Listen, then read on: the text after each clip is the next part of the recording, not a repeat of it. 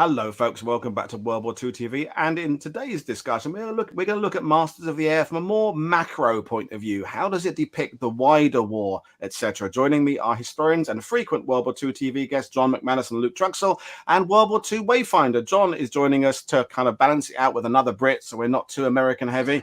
I hope everybody watching this has now finished up and caught up with the series now. And the last couple of shows, as I did, we hadn't seen episode 9. I hope you've all had time to reflect and consider it now, but I'm going to bring in my panel because we've got lots to talk about. So good evening and afternoon, gentlemen.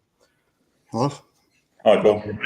So I'm going to turn straight to Luke first, and we're going to start with how it portrays the concept of strategic bombing, which of course is a very, very complicated subject, you know, because there's multiple theaters. It changes from the early war to mid-war to late war and doctrinal issues and things. But Luke, and now you've had time to reflect, and I know you've done a few podcasts about Masters as well. How do you think it portrays strategic bombing? I think it did a really good job of showing the air war from the American airman perspective. I think it also does a good job of showing the dark days of 1943, and also it gives us a good look at the 8th Air Force experience. So again, what we see is a good look at kind of precision bombing, and even we get some kind of hints and discussions about a departure from precision bombing in episodes 4 and 5, and getting a little bit of the perspective of the bombed. So again, for the most part, I really liked how they talked about kind of the American airman experience and kind of the 8th Air Force experience, and kind of giving us those good basics and giving us a good visualization of that. Obviously, it's not perfect, but I would still say it's a very good show. And in my opinion, it's better than 12 O'Clock High, which will obviously make some people angry. Well, and I'm going to turn to Wayfinder, another John now, because you're serving in the RAF, and I felt as a non-aviation guy, I think most of the language was pretty authentic. They used terms that some viewers might have to kind of look up in dictionaries. They didn't dumb it down and just talk about bombing all the time. There were talks about the formations and the flight procedures. Do you think, from your sort of serving point of view, accepting that there has been some changes in technology and nationality in terms of differences in the last 80 years, but do you think it kind of had a good, authentic kind of service portrayal? Yeah, I do, Paul. I think they managed to really capture the essence of what was going on in 43 and into 44 and beyond.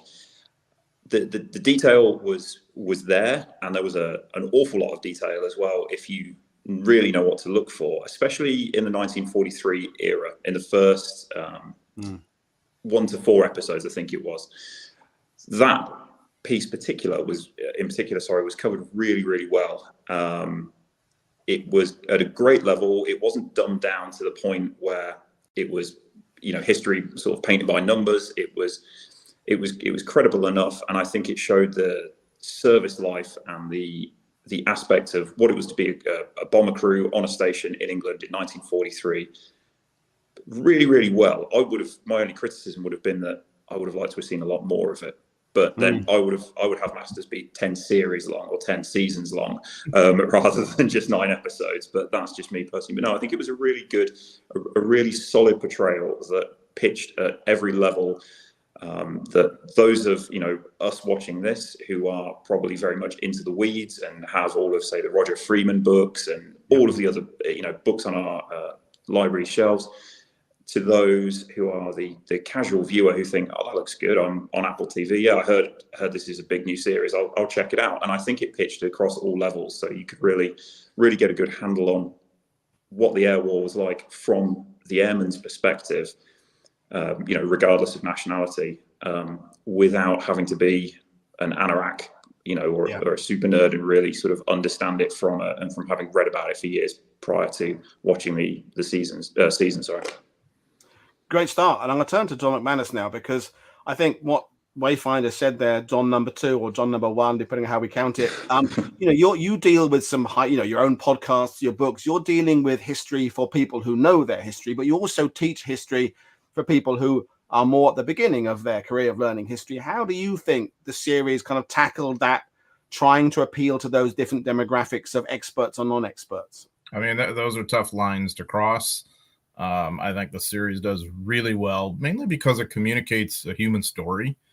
that I think we can all relate to. That, and it's one of the reasons we've all been drawn into history, I think, and into this particular part of history, which I think is fascinating. So, I've seen that some of my students are into it.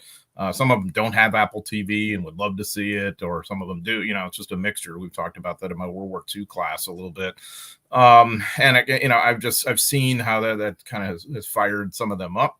I imagine, they're already interested in World War II, but I think this is probably going to take them down the path even more.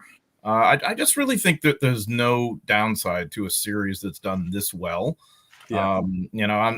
I'm with John. I mean, my only big criticism is there wasn't more of it. I mean, I was just wanting so much more.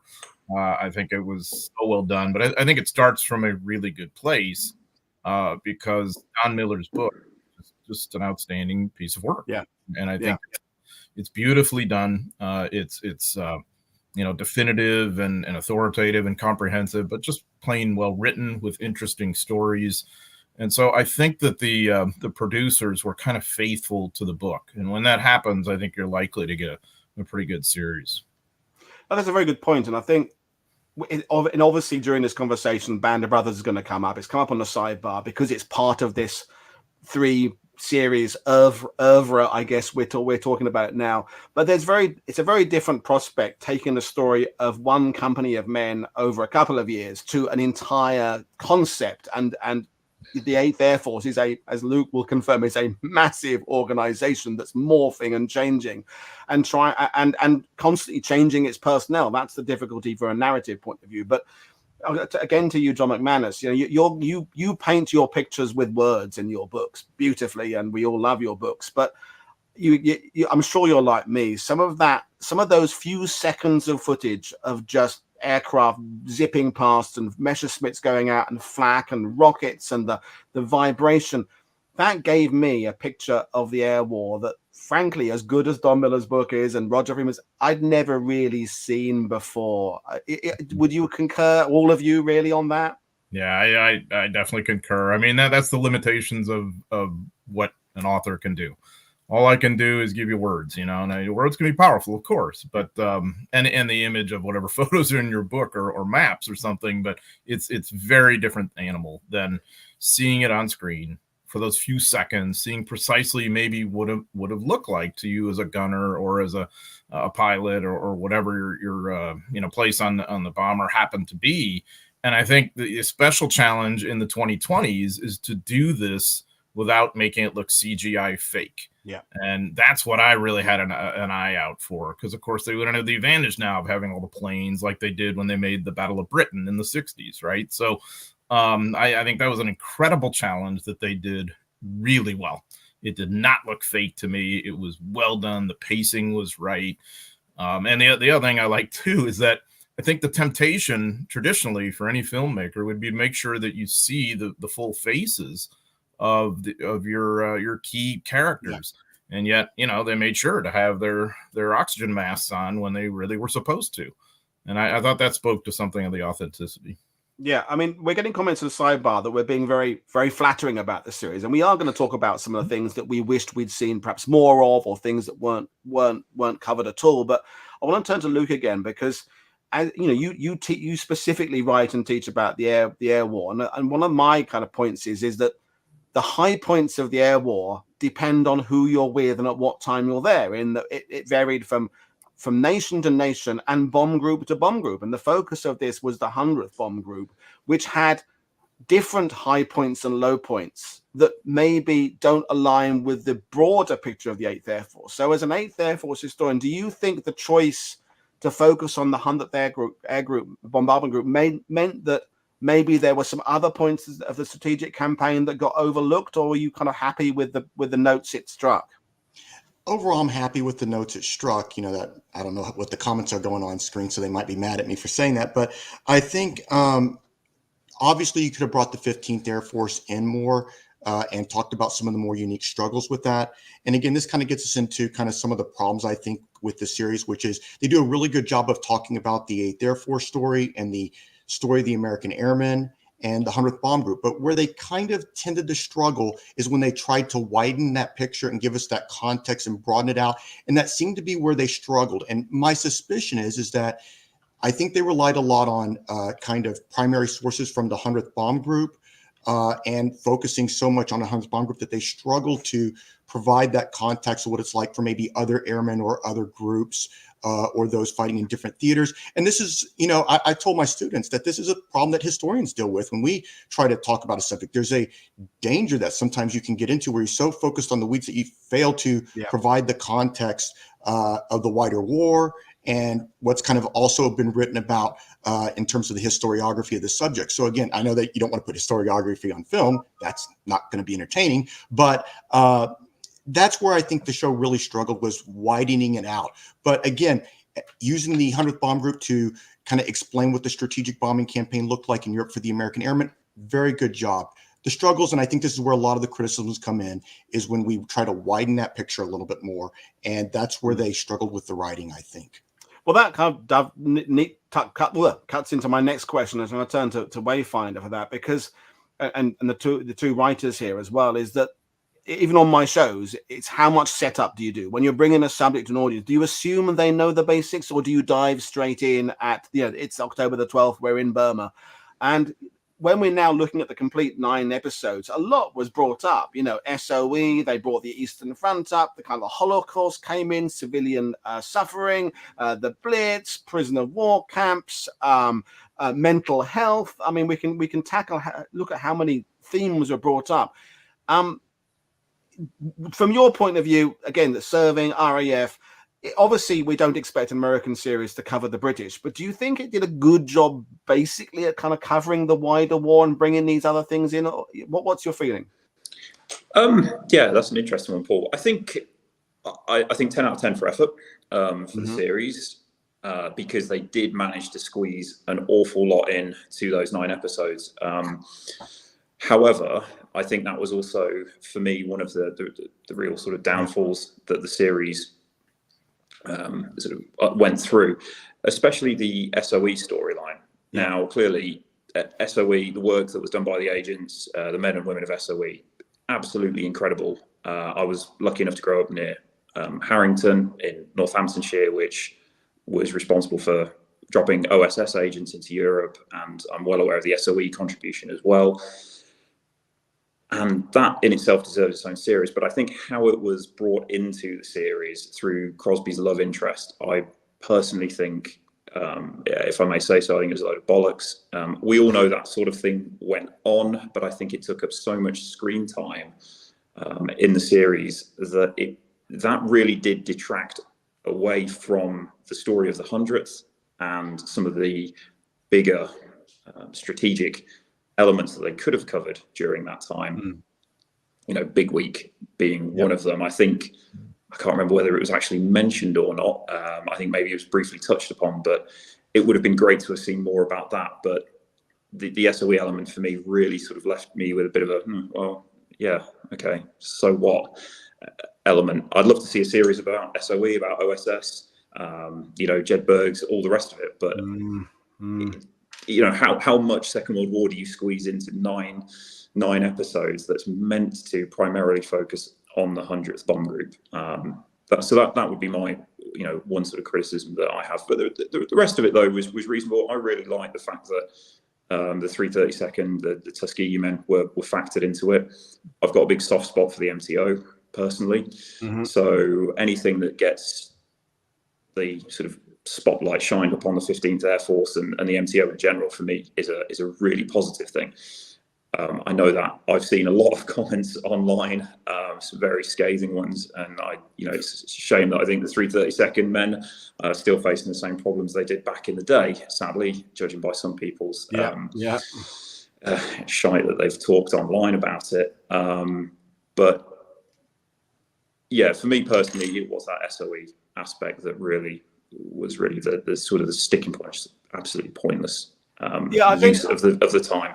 I think for me, obviously they were, because there aren't many key characters. It's really just Crosby and Buck and Bucky and Rosie. They obviously wanted to try and expand on them a little bit. And Crosby's book has a lot of his off-base stuff in it. So I think they brought that in there. But yeah, I mean, I think the Great Dominion is summing up what people are saying. Too many plot lines in too little time is a trap they knowingly and willingly fell into. Agreed. And I think, you know, we will have John Orloff back, and I feel there was a little bit of pressure towards the end because of COVID, because of pressures. I think we all can admit that the first few episodes probably were better than the last few episodes. They felt a bit more time to breathe, and the payoffs maybe were a bit rushed in episode. I mean, I love episode 9. I bawled my eyes out episode 9, but I did feel that it didn't quite tie up some of the things. But John, you know, again, teaching World War II, you've written about multiple theaters, you know, that whole thorny issue of how much context to put in is a complicated one, isn't it? So in terms of portraying the wider war, because they don't just want people to watch that series who love B-17s, they want people to learn about the cultural problems, the societal problems. So how do you feel it tackled those wider elements like the SOE, like prisoner of war camps?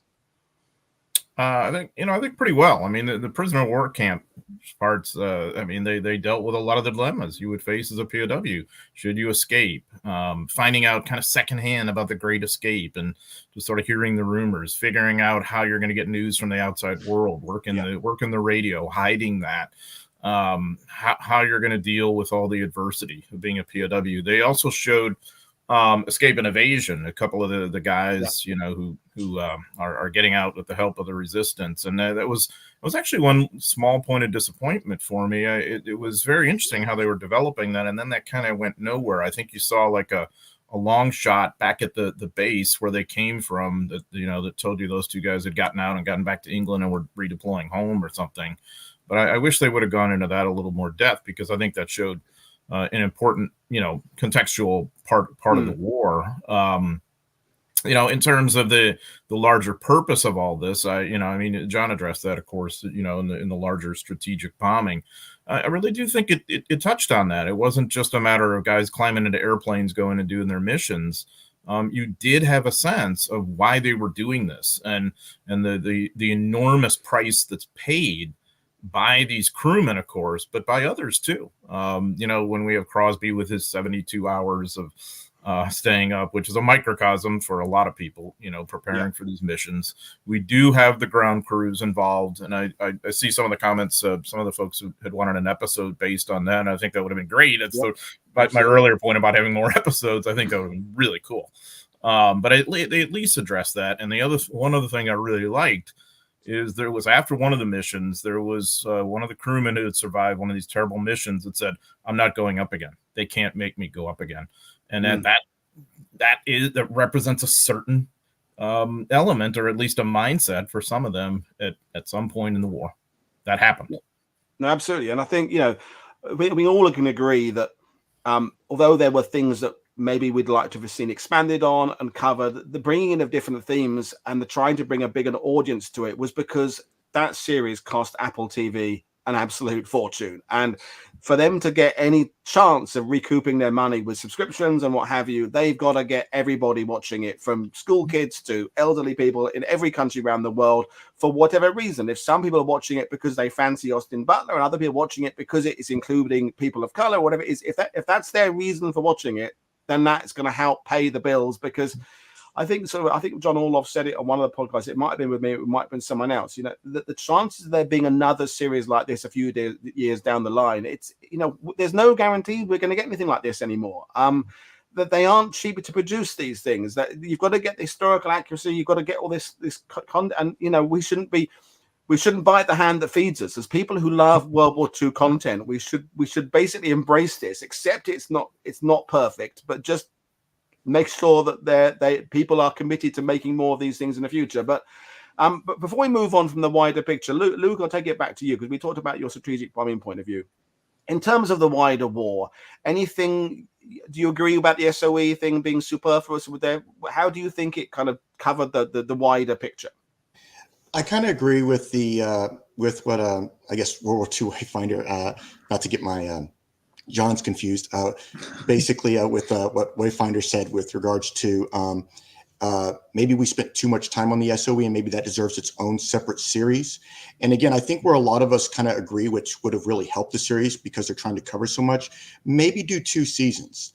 I know it costs a lot of money for Apple, but that would have done a good job there. But again, when we talk about how they covered the air war, again, as John McManus pointed out already, bringing the 15th Air Force in was great. Getting more divergent viewpoints in, getting more perspective is great. Seeing the POW scenes is great. So again, they did cover a lot, which I really did enjoy. And again, that's one of the reasons why I do rank it higher in my depictions of the air war, is that it covers a lot. Also, what I really loved in episode 9 is it showed the multinational elements of these POW camps. We see colonial POWs from colonial troops, from France, from the Commonwealth, from the British Empire. We see those Commonwealth troops also in those POW camps, which we don't largely see. If you look at the film The Great Escape, it's largely the same group of guys and maybe one American, but we got a little bit more of a international kind of showing of what these camps are like, which is true. There are people from multiple nationalities at these camps. There's basically Soviet parts of the camps. There's British parts of the camps. There's American. And also you have, again, it's a very international, shall we say, you have more of an international group there. So again, that was something I really appreciated. I did like how they brought in sex and stuff with regards to some of these themes with regards to kind of the airmen and how they deal with sex, cheating, and all that. That is something Crosby talks about a lot in his book. But again, at this point, when we talk about only 9 episodes and not as much time as you mentioned to me before about that Band of Brothers and the Pacific had, at a certain point, yes, you should all talk about this. But then you have to prioritize, what are you going to talk about? What's the best way to tell this story and provide that context? And I think that is maybe what we're debating here. A lot of times what we're talking about when we criticize the show, it's not a lot of the history. It's more of what's the best way to tell the history that you did. And some things you got to cut, unfortunately. And again, I think the SOE plotline probably deserved its own series, and that would have given you more time to bring in stuff about the Tuskegee Airmen, about the 332nd Fighter Group. And it would have been great to see the elements of race talked about in 1943. Maybe you don't want to talk about training and stuff stateside, but you could have brought in William Momyer and talked about the things he tried to do to torpedo the 99th Fighter Squadron and the 332nd Fighter Group's efforts to get into combat. You could have given an escort mission. We didn't see them escort any bombers. They're known for that. That's what they're most famous for. They have the conservative fighter tactics. So these are things that you could have brought in if you had maybe cut a few of these extra plot lines that maybe, I guess you could say, are a little bit extraneous to what you're trying to tell. And so maybe do the SOE and spend more of that time on the 332nd Fighter Group, and maybe start telling that story a little bit earlier in the series, maybe towards the end of the, maybe somewhere around maybe episodes 4 and 5, when you're starting to get to, Black Week and all that, as you're setting up the arrival of the P-51s. That's a very good point. And when I bring John Orloff back again, maybe the Apple people had this idea that this would lead to more stuff, because we could never have predicted when we first saw Band of Brothers that it would lead to all these extra documentaries and more books and stuff. So maybe they were thinking that the rest of the world will pick up some of these ideas, and they'll say, okay, let's expand on this idea of the flak houses, or the fact that you said there about the sex and the love, because when John McManus writes about the Pacific, most of those guys didn't see a woman at all for months on end. The thing about the 8th Air Force is they are in insane, deathly combat 1 hour over Germany, and the same for bomber command, and then they're back literally in a pub hours later with women everywhere. And so that having to live in a lifestyle where you've got those 2 extremes available, switching around all the time, is something that definitely is an airman thing that they did cover. And so maybe they're hoping that we, the viewer, will go on and expand and take the stories into other directions ourselves. I don't know. Maybe that's definitely John said that to me, that they were planning on people watching this more than once. It's a streaming service. You don't just watch it and forget it. And I've read John's trilogy of the Pacific. I don't know when I'll get round to reading that trilogy a second time, because it was a commitment of some serious hours.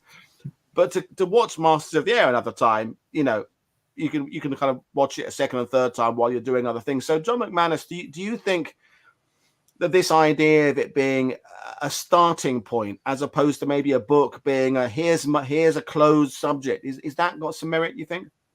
Well, Woody, I'm going to say that I'm going to fully expect you to reread the trilogy by the next time we see each other. Okay. So, I mean, I do. I think that all of this could be a base point, a starting point. You just mentioned the flak houses. I mean, there's something that certainly could have been developed a bit more. What I think is really interesting about the flak houses is the people who were running them, who were generally Red Cross volunteers, and there's a kind of interesting sort of exploration agenda there that I think could be done. These are folks, almost all of them white, from pretty advantaged backgrounds, educated. They were generally about 10 to 15 years older than a lot of the air crew. There's just an interesting dynamic there. And I think that those of us who study combat airmen, we're always looking at it from that angle. I think it'd be interesting to kind of turn the tables and look at it from the point of view of those who ran the flak houses. That's just one example what could be explored. The other thing too, and I think we touched on this briefly, the multicultural aspect of this, which I think it's kind of unfortunate that we've arrived at a point where it seems like every time, for a couple of generations, African Americans in the sort of historiography or historical memory or the popular culture were sort of ignored, in relation to World War II. And then believe me, that had political undertones, in the Jim Crow and civil rights era. And now when we're trying to be inclusive, there's always a sort of reaction to that of saying, well, that's just shoehorned in or woke or whatever. No, it's actually part of the larger story that was always there and should be incorporated again.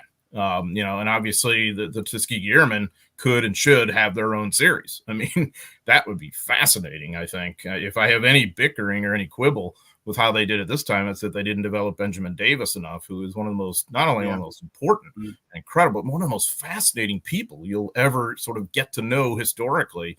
I loved that they shone light on Jefferson and Macon in particular, who are legends in my opinion. And so, I think that, it's just a matter of creating the larger historical context here.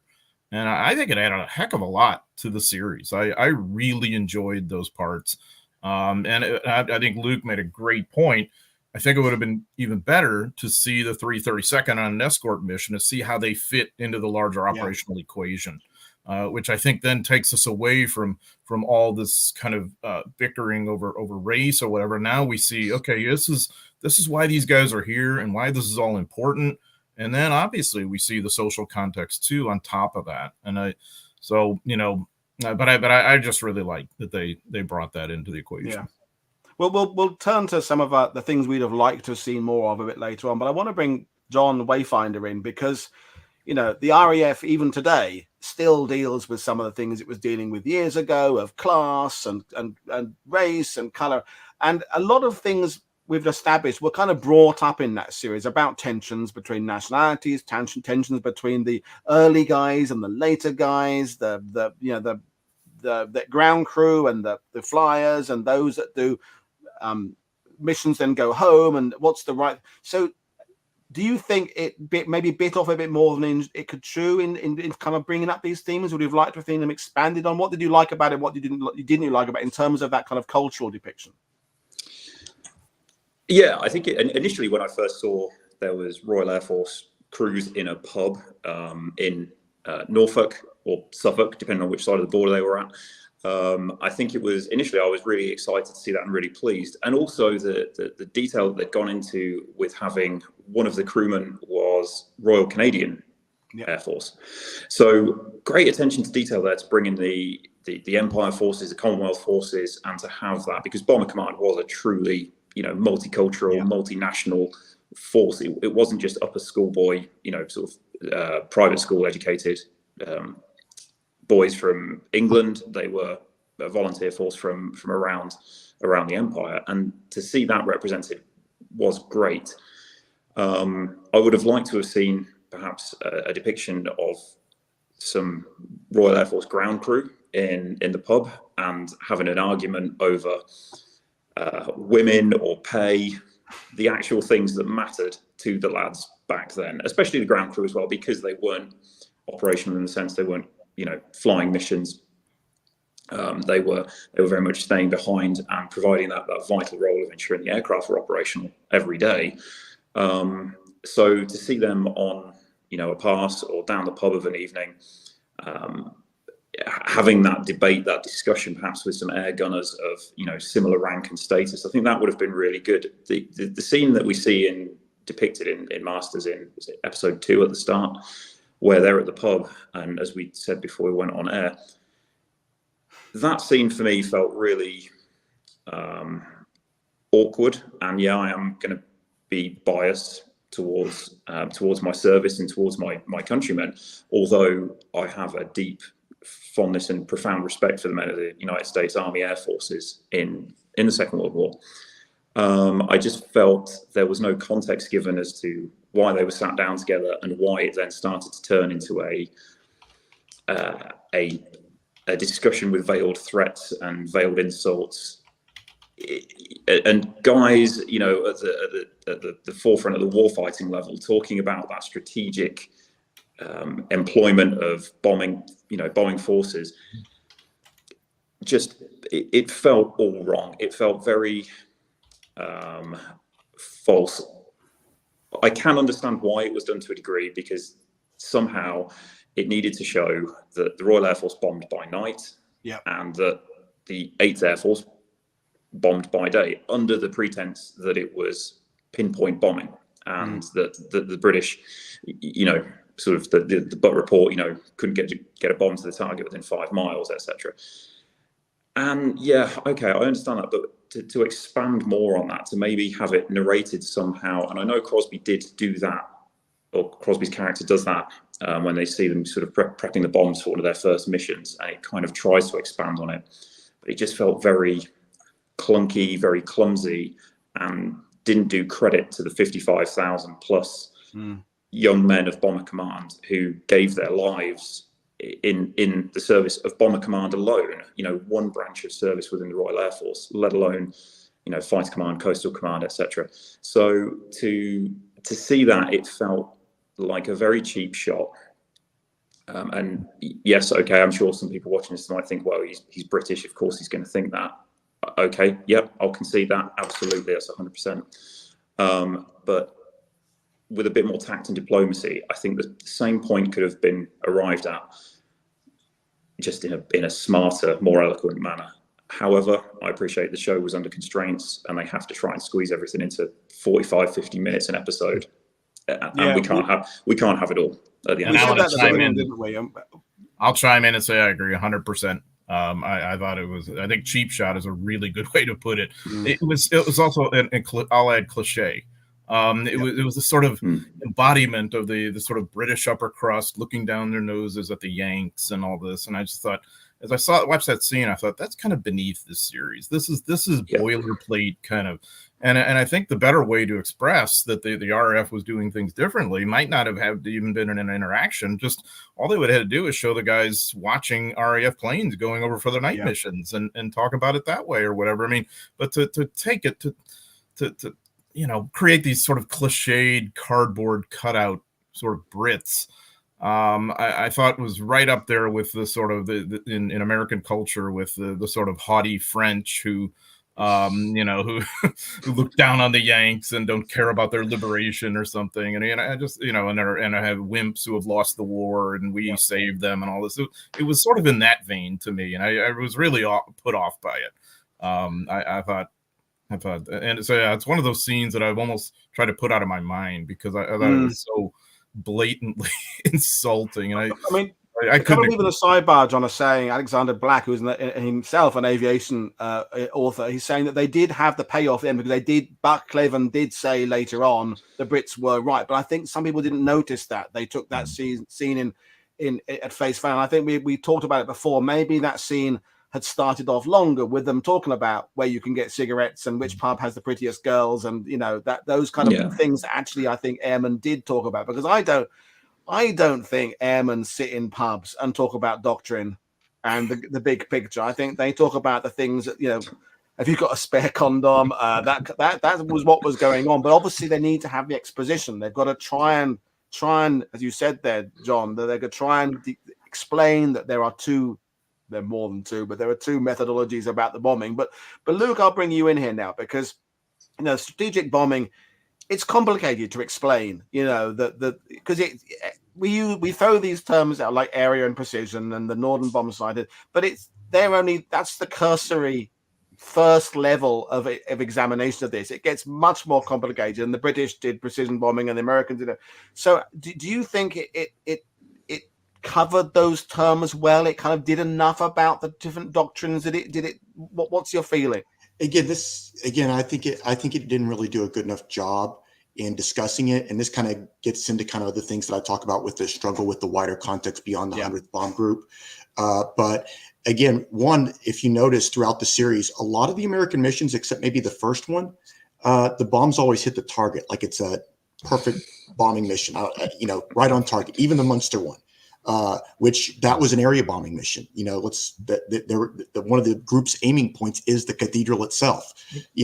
So I think this is one of the things that I thought maybe they could have done better, which is maybe instead of having that scene at a pub, what would have been nice is maybe, I'm not saying the whole series, but like maybe a few minutes, look at 8th Bomber Command and have the headquarters where they're planning the missions. Then you can bring in the Casablanca conference and you can have Churchill talking to the 8th Air Force. And the way Churchill talks to the 8th Air Force when he discusses these doctrine debates is, I'm worried about the losses you're taking.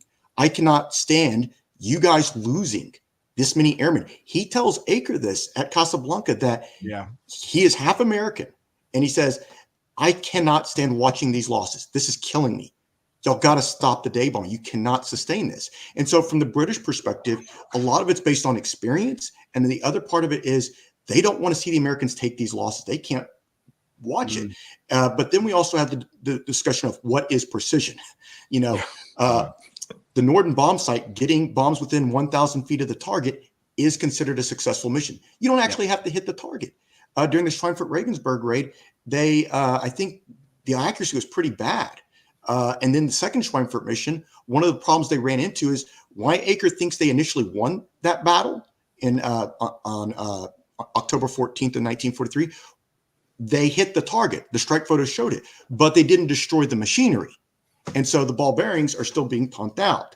And so, again, this is where, again, the show struggles a little bit with that broader context. And I thought this would help us kind of talk about the generals. The generals get kind of ragged on in this as well. LeMay gets criticized pretty heavily for the Schweinfurt-Regensburg mission. And we don't understand why those two groups took off separately in episode 3. And Fred Anderson would have been a great person to just use as that vehicle to talk about 8th Bomber Command and the USS Strategic Air Forces in Europe, because he commands 8th Bomber Command in 43. He makes the call on the Schweinfurt-Regensburg raid. He's involved in all the planning. But in 44 and 45, he's also involved in all the planning because he's the Deputy Chief of Operations for Karl Spatz, who commands the Strategic Air Forces in Europe for the Americans. And so he's involved in a big week. He's involved in the Berlin campaign. He's involved in all the planning and Operation Frantic, which I would have loved to see, but we'll talk about that later. But but anyways, I think using him as a vehicle to give the 8th Air Force headquarters view of things, so we don't get the idea that these are bumbling generals who don't care about their losses. I think that would have been great. And again, that would help us have this debate and this discussion about doctrine a little bit better. So again, a few minutes here and there of 8th Bomber Command would have done wonders. I wonder, I'll turn to John McManus. I wonder, the thing is, if you start bringing in Hap Arnold, Spatz, potentially Doolittle, Harris, Acre, they're all big personalities. They would have been older actors. They might have gone for name actors, and then maybe they all suddenly start looking like the Carol O'Connor's general in the Kelly's Heroes, and it maybe start, because in the time you'd have them on screen, would they end up becoming a bit cliched? Would you have to have one with a cigar, a fat one, and try to separate them? And what I appreciated was the focus on youth. They were always reminding you these kids were 21, 22. So, John, you write about generals all the time, including our favorite General MacArthur. But I see an argument for bringing in some of the 8th Air Force Command. But from what I just said, I can also see that maybe it would have kind of derailed it. What's your feeling on that? Yeah, I think you'd have to be careful because a little bit could go a long way. That if you're really going to go into the rabbit hole with all of them, then there's an issue. But I think Anderson could have been perhaps the representative of the brass on some levels, or even honestly, even LeMay. I think we could have seen LeMay in a little bit of a different context, really much more heroic than he will be later in his life, when he really becomes, quite a rabid individual on some levels, but I mean, this is LeMay at his best on some levels, and coming up with some of the formations and tactics, and leading it himself. The courage of the man is really amazing, and of course, so I think maybe there could have been a little bit better sense of that the brass are risking their lives too. Many of them are flying these missions, and that's sort of the ethos of the Army Air Forces at the time. And so, and I'd say that I think there was a little bit misleading when Crosby settles into the group navigator job. It made him seem like he was just on the ground the rest of the war, and that really wasn't quite true. I mean, he still flew missions, and he's out there risking his life too. Maybe not quite as much as he would have been before. So I think in terms of the question though, Woody, I really think that they would have had to come up with focusing on one person as a kind of composite character. Yeah. Because I think it would have been too much to try and take on Spots and Arnold's role and even Doolittle, who's really so interesting on so many levels. It would have been maybe a little bit distracting away from, as you said, which was properly the focus is youth, because these guys were so darn young. And even, as good as the actors were, they were even a little bit on the edge of a little too old for this. That's inevitable. That just happens in all this stuff. It's the way it is. You can imagine, doing a casting call to find experienced actors who can convey all the range of emotions, but they've got to be 21 years old. I mean, it's a big ask. I mean, I think the youth element was really good, and I think the concept of bringing in the exposition, because Longest Day did it with the Leo Genn character and the other guy standing by the map, who were, because they were going to have a named actor to play Eisner, they ended up with the guy who just looked like Eisner, so he didn't do much. They had Leo Genn by the map explaining how's the beaches work. But then if you bring in a fictitious character, Anderson would have worked, or maybe LeMay but anyway, they didn't. And I think I want to bring you guys to the question Donald Miller raised in my first discussion, is that the discussion about precision area, it's going to go on and on and on for decades about the merits of this, and did the British do this well, and could have done that, and what about this at low level, and if they'd used this, and what about when they introduced that? That's just going to go on and on and on. But the question that I think none of us can answer is what made those men get back into an aircraft on the day after they'd just seen 3/4 of their friends shot out of the sky and fallen to their deaths in fireballs. That question, none of us can answer that one. And I'm sure all of us here have met guys who served in bombers in World War II and have maybe put that question to them. But that I think is a question they try to they ask the audience without giving the answer. Would you agree? I'll turn to John McManus first.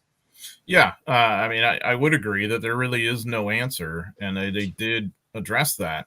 And what's interesting to me is that there are some airmen from that era, bomber crewmen, who will tell you with a straight face. I mean, I remember having these conversations, and sometimes seeing it in written accounts, saying, the people who in some levels are really courageous are those who refuse to fly anymore, because it took that of saying, hey, you know what, I'm going to call attention to myself and no longer do this, that by going up again and again and again, that in a way, some almost felt like they were failing a test of moral courage in a twisted way. I mean, we see it completely differently now, because we realize how much they're risking their lives and how much guts that took.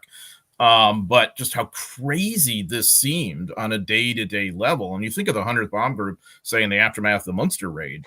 I mean, doesn't it seem crazy to go back up there and do it again? It really seems almost like a sort of latter year sort of aviation version of trench warfare in World War I, of just going back out into no man's land and doing the same darn thing over and over and over again. And so I think that really, why are they doing it? I mean, it's like anything. It's peer pressure. It's camaraderie. It's training too. I mean, because they're all volunteers. They've wanted to get into this line of work, mainly because of the glamour initially in many cases, and they found out that it's anything but glamorous up there. And I think for the Americans, at least, as portrayed in the series, you at least have that potential end of your mission, your tour of duty to look forward to, which could be your benchmark, and maybe that's your motivator to get your missions over with, rather than sit around in England and stew about them for who knows how long. I think I want to turn to Wayfinder now, because you just mentioned something that made me think of this, is that the transition from the Bucky and Buck characters, who John Orloff and Donald Miller were saying were probably the ones who'd seen the 1930s films like Dawn Patrol and Dive Bomber and Test Pilot, and aviation was exciting and it's what young men did, and you get the same equivalent in the RAF. And Rosie, to me, is a transition of no, we've got a job to do. This is not about the excitement of being in the air. This is about bringing a tyrannical, monstrous, evil enemy to its knees so we can defeat it. And I think, Wayfinder, you're serving. You know why people go to wars today, and I think Rosie for me was my favorite. I kind of liked Crosby a lot, but I think Rosie was the one that was telling the biggest story. Would you kind of agree that his business-like attitude conveyed a lot? Yeah, absolutely, Paul. Seeing Rosie's character, there's a lot of parallels, I think, to draw there, along with Winters in Band of Brothers. An exemplar of a professional warfighter who knew there was a job to be done, and knew the risks, knew everything involved, but still, day after day, got on the aircraft, took his men, led them, and fortunately brought them home again. And I think in the series that was conveyed exceptionally well by is it Nate Mann, I believe, the actor who played Rosie. I thought he did a stellar job.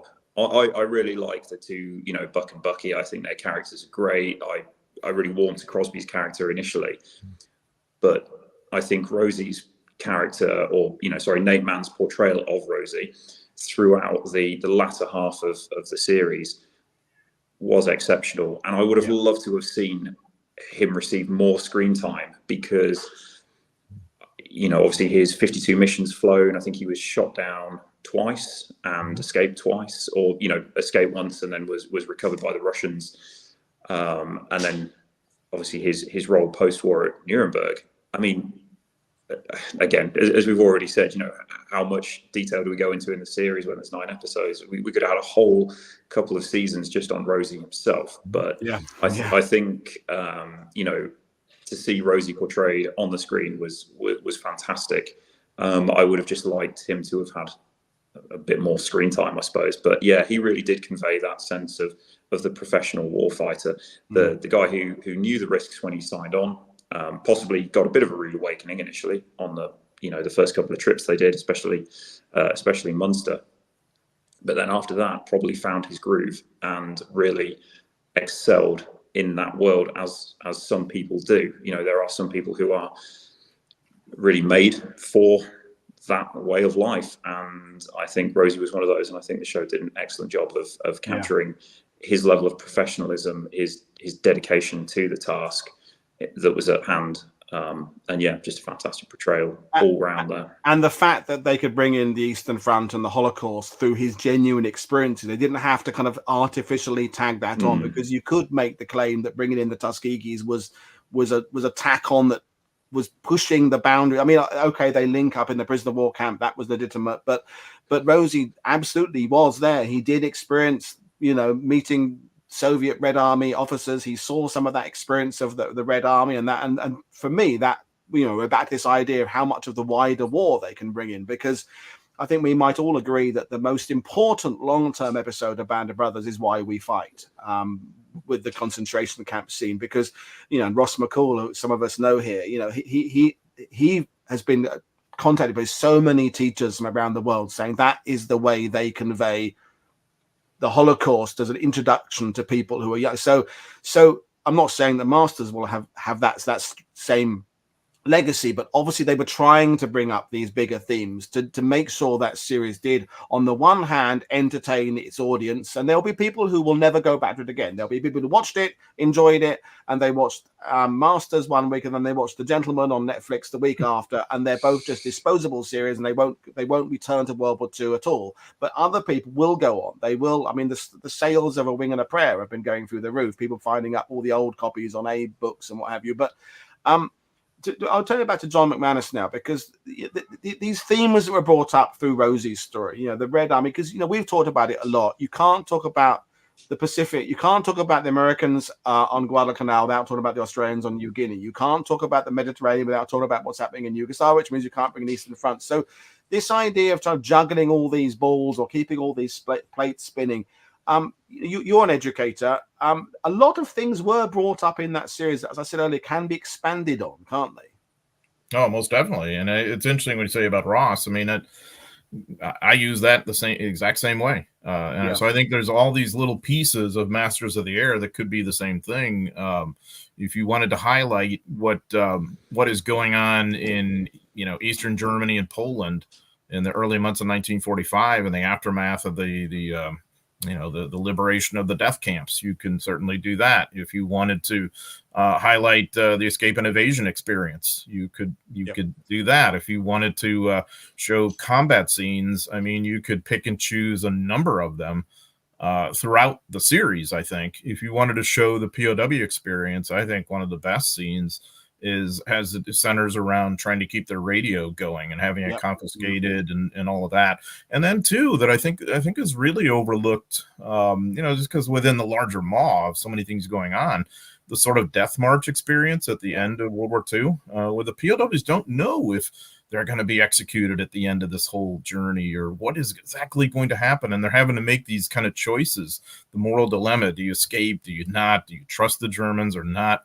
How do we operate with one another now? I mean, all of that, I think is hard to address sometimes in the larger context of a class, when you could show a 5-minute snippet that then can really convey this. So I think Masters of the Air is going to be very useful on that score. And when we all go back and watch it, as we will a million times, I'm sure, maybe we'll see even more. Well, I think we will see more layers, I think, as we watch it. I'm going to turn to John Wayfinder now, because we Brits, we're the ones who are guilty of, not us personally, of the POW camp portrayal, because of all those films, The Colditz Story and The Greatest, where it was all just upper class ones trying to get one over on matron, almost that kind of comic book idea of and we haven't seen a portrayal of prisoner of war camps from that idea of the lack of food and the fact it's absolutely flipping cold and you don't know what your future is. That across that, and the same applies to those who are prisoners of the Japanese. That point, as the war is getting closer and closer to being won by the Allies,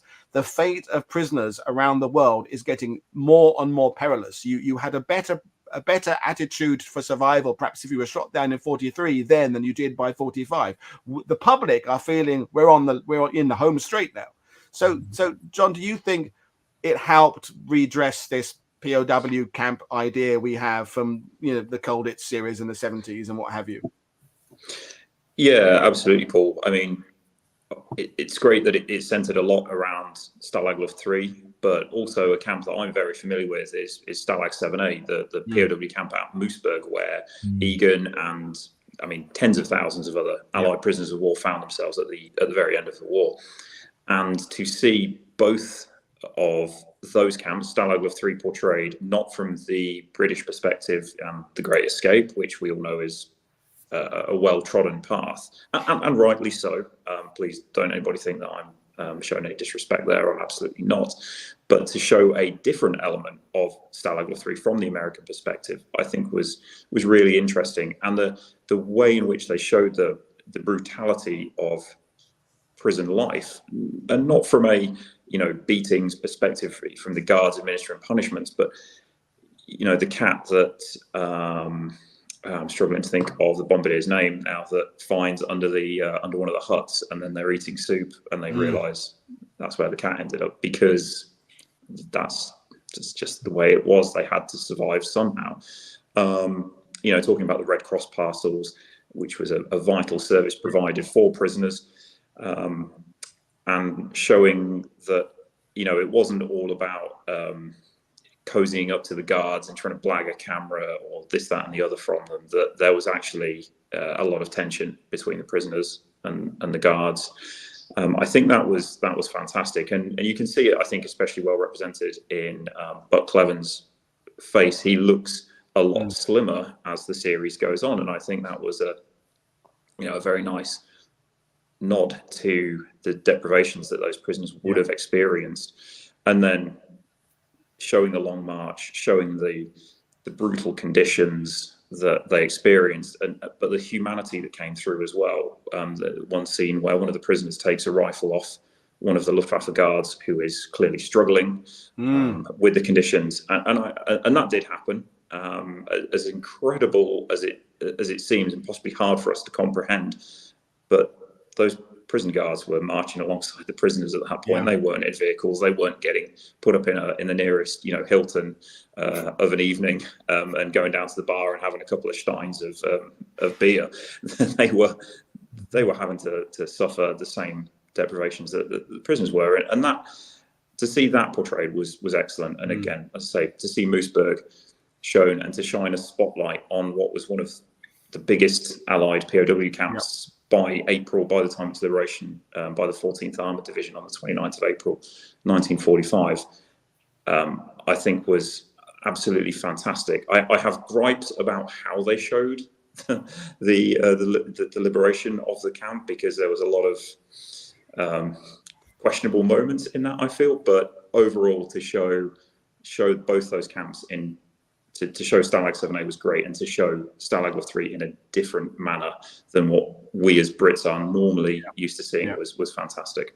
Absolutely. So let's turn to what we'd have liked to have seen. I'm going to get the ball rolling. As a D-Day guy, I wasn't that bothered that there wasn't much more about D-Day and Normandy, although I wouldn't have rejected it if there had been more coverage of the 8th Air Force's missions on D-Day. But it's not like we're going to be suffering from a lack of D-Day content. Given the 80th is a few weeks away, there's the deluge of documentaries that are going to be pouring through our screens, including from this channel itself. I don't think the world needs necessarily to have more D-Day depictions, but I would have liked to have seen more of the fighter coverage. Growing up as I did near Wormingford and Boxted, which are both 8th Air Force fighter bases, that was my primary introduction to 8th Air Force, was Mustangs and Thunderbolts, and I understand again, limitations, time, budget, we're back to the same question again, but I would have liked, that's my big one, is I'd have liked to see more of the fighter escorts and how that developed, how it wasn't a constant. It was, that they hinted at it, it was brought up, but maybe not enough. But I'll turn to, Luke, what would you have liked to have seen either expanded on or included that wasn't at all? I mean, I've already kind of teased it, but I would have loved to see Operation Frantic covered. Harry Crosby flies on the mission. And also you could talk about the shuttle bombing missions to behind Soviet lines, which is just a fascinating story. Mark Conversino wrote a great book on this, but you're looking at 15th and 8th Air Force heavy bombers flying missions, attacking targets in Germany or Eastern Europe, and in some cases supporting the Red Army in Eastern Europe, and then landing at bases in Ukraine, at Poltava. So that would have been, I would love to see that. Crosby talks about it in his book. So it's not like you would be diverting the show, which is why I thought it was low-hanging fruit. I thought it was an obvious place the show could have gone. But also you could talk about the Cold War tensions, the future Cold War, the diplomacy that's going on, the awkward interactions between the communist soldiers and the Americans. And there's even I've seen some of the Frantic documents. There's these orders given out to tell your airmen, don't talk politics with the Red Army, with the guards there. We don't want that. And they do a lot of propaganda where they're taking pictures, trying to show everybody's on board. The commander of the Mediterranean Allied Air Forces, Ira Aker, plays a volleyball game with some of the Soviet soldiers. You can see him in a picture in the Frantic documents. It's really kind of cool. But also you have the attack on Poltava that destroys a lot of American 8th Air Force heavy bombers and is a huge, huge point of diplomatic tension between the Soviet Union and the United States. And so you could show both the Cold War tensions and also show that one thing that everybody agrees on is, despite all of our difference, we must defeat Nazi Germany. We must defeat the Axis. And yeah, that means we're going to have to work with people that we have long-term strategic issues with, not just in terms of, geopolitical and how the post-World War II world will look like, but also in ideology, backgrounds. So again, it would have allowed us to have a little bit more of a diverse show and talk about the tensions between the Soviet Union and the American Airmen. So again, I thought that was a missed opportunity that was just hanging there that they could have done, which would have been fantastic. But again, I'm okay with them not showing it, but it was just kind of one of those things. In an ideal world, I would have loved to see an episode dedicated to Operation Frantic. I hope John Orloff never releases all the things that he'd have liked to have included, because we'll all go, oh, that would have been so good. We'll all picture it in our minds. But I agree with you that perhaps showing that the 8th Air Force was part of a combined multinational operation with different objectives. We've talked about in this channel repeatedly, going back to like Operation Torch, the different ideas for Mediterranean Americans and Brits and French had for that area that was covered there. And yeah, that was something to come. I'm going to turn to John Wayfinder next. You're allowed to say more RAF if you want to, but what would you have liked to have seen more of or expanded on in the series? I think from my point of view, Paul, this isn't really from a history point of view, I absolutely agree with everything that Luke just said, 100%. But from my point of view, I think from trying to put myself in the place of the casual viewer, as well as one obsessed by all things World War II, the setup that they had with Band of Brothers, where they had the veterans providing, the talking head element at the start of the show, and then a sort of a little summary at the end of each episode. I would have loved to have seen that in Masters. Now, I appreciate that a lot of the veterans are sadly no longer with us, and there was, other constraints in place. But I think they really missed the trick with not setting up each episode and providing a date, time, location. The sort of the how, what, when, where, why kind of aspect to each episode. And I've talked about this with friends of mine who are interested in war, maybe not quite as obsessive as myself, but they have a passion for it. And they said, yeah, struggle to work out where we were at some points, whereabouts in the war were we in terms of time, what was the events surrounding that.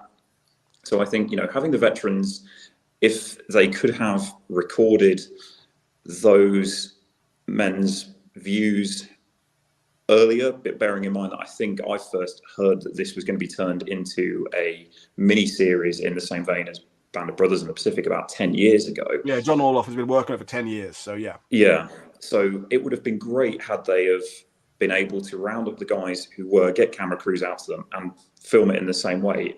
I know they did the episode 10, which is the bloody 100th documentary, which was great, but I still feel it kind of fell short for me personally. And I say that, that's just purely my opinion, but it would have been lovely to have had those veterans discussing it at the start, and then some sort of small summary. And the one that really sticks out in Band of Brothers is the Bastogne one, where it says, you dig your hole deep and you wait. And I think that for me always just stands out at the end of episode 6 or 7 of Band of Brothers when they're going into Bastogne. It would have been lovely to have had each episode end like that, just to wrap it up, just to sort of, okay, yeah, we've signed that episode off, right, and now next week is episode 2, episode 3, etc. And that for me, I feel was a really easy trick that they kind of missed. Even if they'd have recorded those veterans 10 years ago and the footage sat on a shelf, I mean, I'm not in that sort of in Hollywood and production for that kind of stuff, but I figure between Spielberg and Hanks and the clout that they command in Hollywood and with the veteran community, that I kind of just feel that would have been possible. I wonder whether they just thought that they didn't want to make a direct parallel to Band of Brothers. The Beatles Possibly, have made yeah. Sgt. Pepper. This is Abbey Road. Don't expect Sgt. Pepper again. This is a different album. I know there's albums in between. I couldn't think what came out after Sgt. Pepper. Some of them White remind Album. me. A White Album. So, if they had gone for the kind of same stylistic approach as Band of Brothers, we'd have then been making even more comparisons. Everyone compared to the Band of Brothers anyway. We all told ourselves not to. We were going, I haven't gone to the characters. And that was my analogy I was using of the comfortable pair of shoes, in that someone told me the other day that they admitted that when they first watched Band of Brothers, they didn't know who everybody was. They're all young guys wearing green. It took several viewings before you start picking up, hang on, that's Blythe in the background of that one. And now, because we've all seen it 20 times, we are familiar with all the characters in the first, second, and third row, and we know all the guys who are in the back playing the special ability extras. Oh, that's Melit, that's so-and-so. But I think on our repeated watchings of Masters of the Air, we will bring some of those characters in. But I wonder whether that choice of not using veterans was deliberate. I'll put that to John Orloff when I bring him back. But John McManus, what would you have liked to have seen in an ideal world?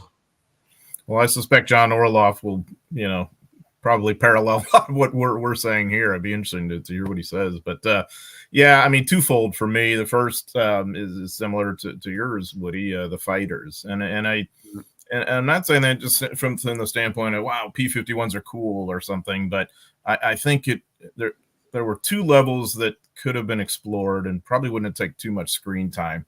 One, the fact that almost every bomber pilot was a frustrated fighter pilot and wanted to be a fighter pilot and fantasized about, especially after flying missions, about the supposed freedom of being a fighter pilot. But then two, demonstrating what being a fighter pilot really was and how vital their role was in the 8th Air Force mission, which was to protect these guys. The fighters were eventually going to end up as bodyguards. And we all know the bodyguard's life matters a lot less than whomever they are protecting. And this was a major kind of thing for fighter pilots to confront, most of whom had, joined up for the glamour and were excited to be fighter pilots and become an ace. And they realized we are basically just bodyguards in the air who are expected to sacrifice our lives for the bombers because what they're doing matters more, at least during many times of the air war. There are times where the fighter sweeps matter, of course. I understand that. But I think that would have been interesting to convey. Two, the ground crew experience. We touched on this a little bit earlier. And they did, to their credit, they did bring in ground crews as sort of, tertiary characters here and there, and they showed them doing their work and all that. That was neat.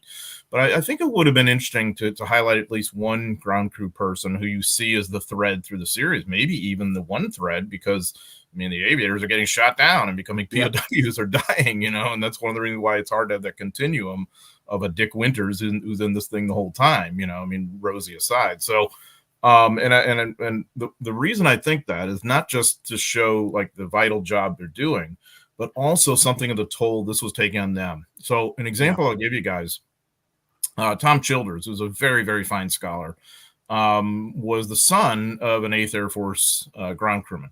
And he wrote a fascinating book called Soldier from the War Returning. And it's about multiple veterans coming home after World War II, including his father. And his father saw, I don't think much of any danger during the war as a ground crewman, but he was still really quite substantially traumatized by the experience of this because of how many crews you're losing, all the different people who don't come back, being away from home. And so his mother, Tom's father came home and had a, post-war life and all that, like so many others. But his mother once commented that he was never the same after the war. And I think that maybe the series might have conveyed how all of this whole stuff was affecting the ground crewmen too, so that you could almost kind of compare that with certainly the larger price that the actual bomber crewmen are paying as well. No, definitely, and we'll kind of do one last round of things that we'd have liked to see. And again, we're being accused of being too flattering to it and too nitpicky at the same time. Paradoxically, we're both, which is par for the course. We're putting it apart negatively, and we're also being too positive. But I'm like you. I think some ground crew would have been nice there. And we know from what I was talking to Ty Ramey, they filmed scenes that weren't covered. There was more about the ground crew that wasn't done. And we're all hoping there'll be some extended cut or bonus footage available at some point in the future. But from right now, we've got what we've got, and I haven't given it a second viewing yet, and I will. And I know that even after my second viewing, I'll have things that I will have noticed, and I wish I'd brought that up. And I wonder what we'd have been saying if we'd been doing a panel discussion about Band of Brothers or the Pacific 2 weeks after the final episode had aired. How much we would now look at that conversation and go, good God, how much we got wrong, because it is the comfortable pair of shoes now. I mean, I didn't like the Pacific for a long time after it first came out. And then when I kind of rediscovered it a few years later, I actually really, I'm not going to say enjoyed it, because it's a really hard, visceral portrayal of really brutal combat. But I got a lot more out of it after a few years break from it. And maybe Masters will have that kind of legacy. But let's leave it with there. Is what would you like to see as a legacy from this? Obviously, we'd all like to see more books, more documentaries. But where would you like to see this series take people in terms of their understanding of strategic bombing? Luke, let's go to you first. Well, again, I think I guess there's two legacies that I'm more interested in seeing this series being. On a personal note, the way I got into military history is I watched the film Gettysburg, and that got me into military history, the American Civil War. And by the time I got to college, I got into the Air War. And so I hope what this does is this creates enough interest among young people and young scholars that this fuels a new generation of World War II scholars who want to maybe dive into certain aspects of this series that got a little bit of coverage, but not nearly enough. And again, like what the series did really well, which is they didn't cover D-Day a lot on purpose, which was great. I love that. So we get to talk about other things like Operation Dragoon for a little bit. We get a little more Dragoon. Then we actually got more minutes of Dragoon than we did of Overlord. Yes, that was nice. So again, seeing a new wave of scholarship coming in, a new wave of scholars and young people interested, willing to tackle some of these smaller bits that don't get covered as much, and that curiosity about why wasn't this covered as much? What's more into that? And look into that more, and that generates a new scholar on the Air War. But in terms of going beyond that, what I kind of hope the legacy is what it tells us as a wider group of people is that we learn the horrors of the Air War, and that we get away from this romantic view of the Air War that sometimes gets portrayed. You know, I got to say it. When I grew up, I loved Top Gun when I was like a kid. Guess what? The Air War is not Top Gun. It's bloody, it's ugly, it's high-level combat in freezing conditions, and it's three-dimensional, and it's deadly, and you're in a compact space most of the time. So you're not even moving. So your legs you have to worry about your blood circulating through your body, stretching your legs. You have to worry about all these things you don't normally have to worry about when you're on the ground. And so it's a very dangerous environment. You're not just fighting the Germans, you're fighting the elements itself. And when you get shot down, you don't just pull a parachute. In some cases, you're at such a high altitude, you can't pull your parachute immediately, because if you do, then you're going to suffocate. So again, it shows the horrors of the Air War and what these airmen went through. And I'm really glad that they did that, because maybe we can get away from this notion that air wars and fighting in the air and air-to-air combat is some kind of romantic Knights of the Air stuff, because it's not. It's very ugly, it's very brutal, and it's as bloody as it can be on the ground. And so hopefully we move away from this as a result of this series. That's a really good point. I'm going to turn to Wayfinder next. But yeah, I said in one of the interviews I did, I mean, my first 8th Air Force books were about the kit. It was all about the aircraft, the markings, the nose art, the different types of, engines and what have you. And the debates on YouTube are still, is the Spitfire better than the Hurricane? Is the B-17 better than the B-24? It's all about the aircraft. And you're right. This absolutely hammered home the fact that that's not what these guys in the air were thinking. Oh, you've only got a B-17F. I've got the B. They were thinking about, am I going to make it back alive? And so, let's turn to Wayfinder again. Serving, this idea of air war being glamorous. Is that something that you think this, as with Luke, did a good way to blow that apart? No pun intended about blowing apart. Yeah, I think it did, Paul, and to echo Luke's thoughts, I think we see it through the eyes of Buck and Bucky to begin with, and they were the stereotypical bomber pilot of the pre-war era, very glamorous, and all the guys loved them.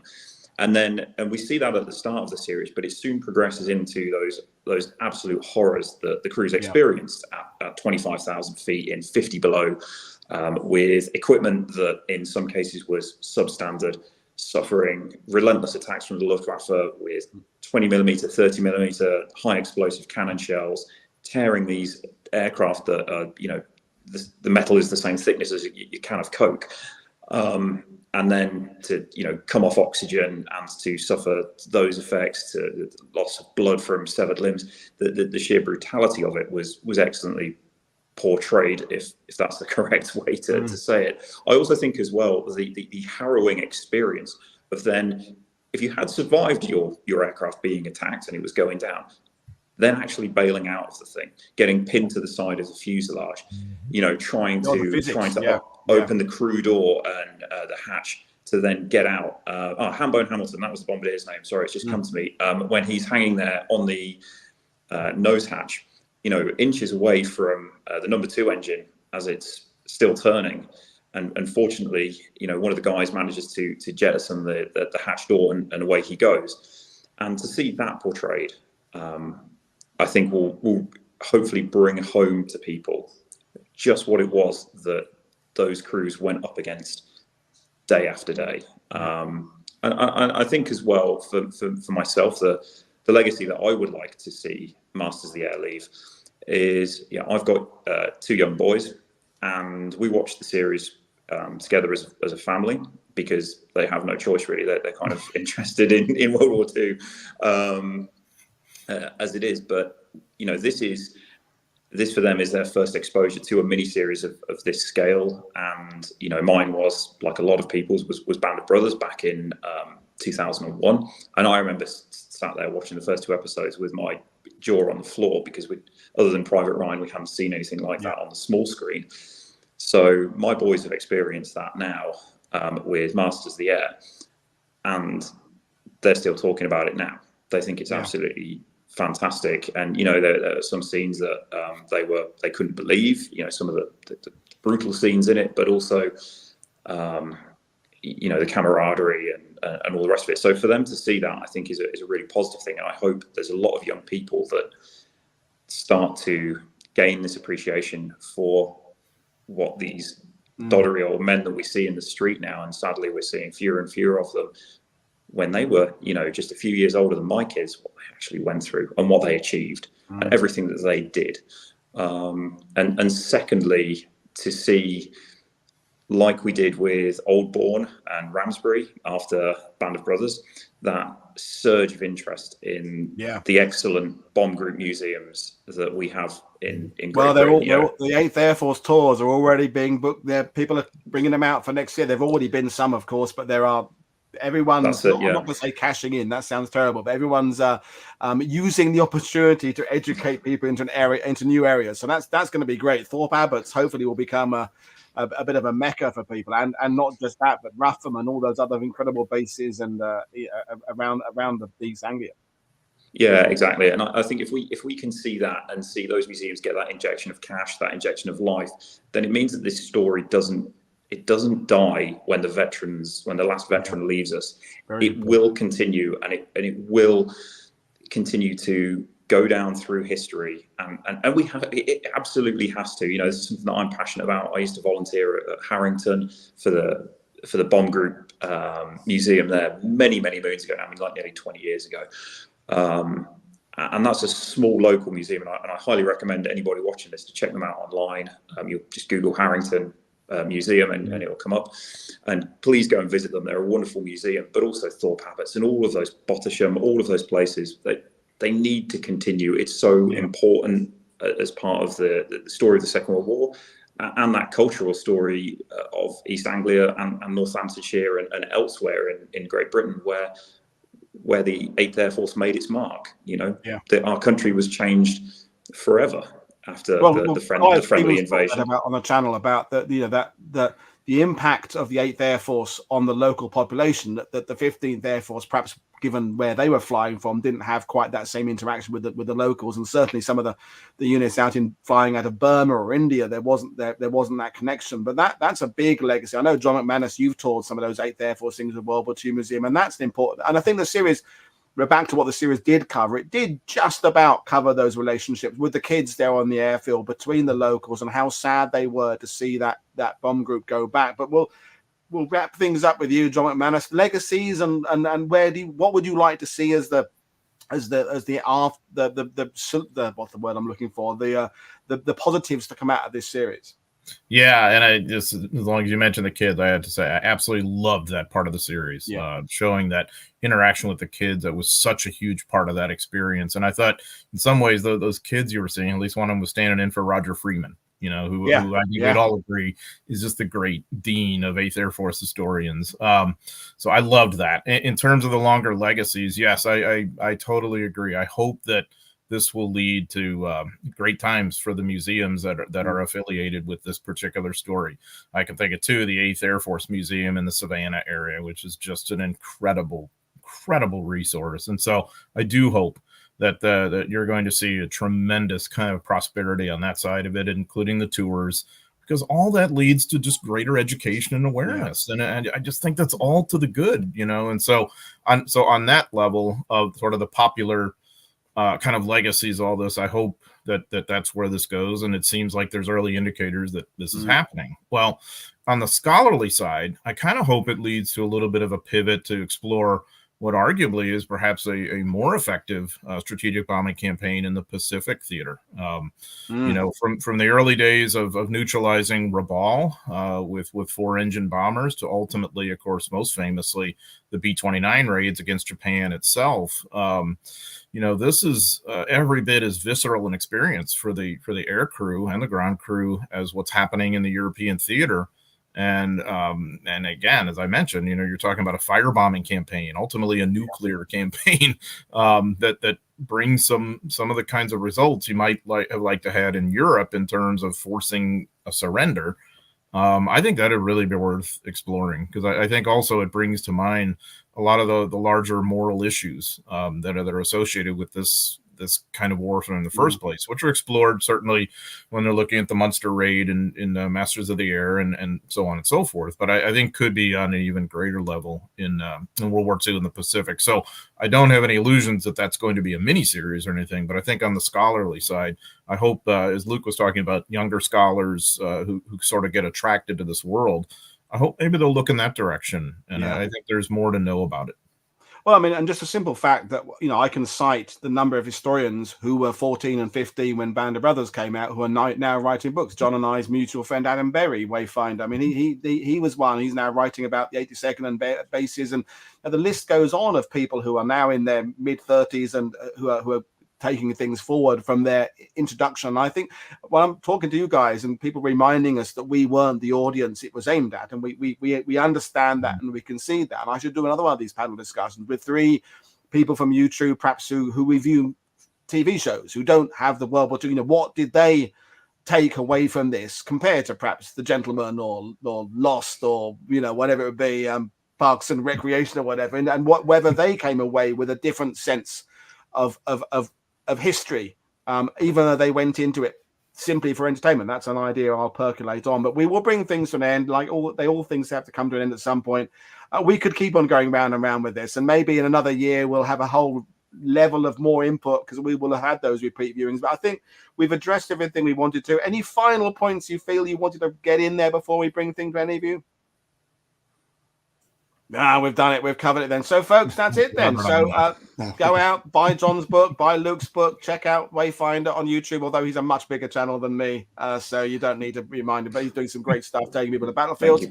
Click like and subscribe.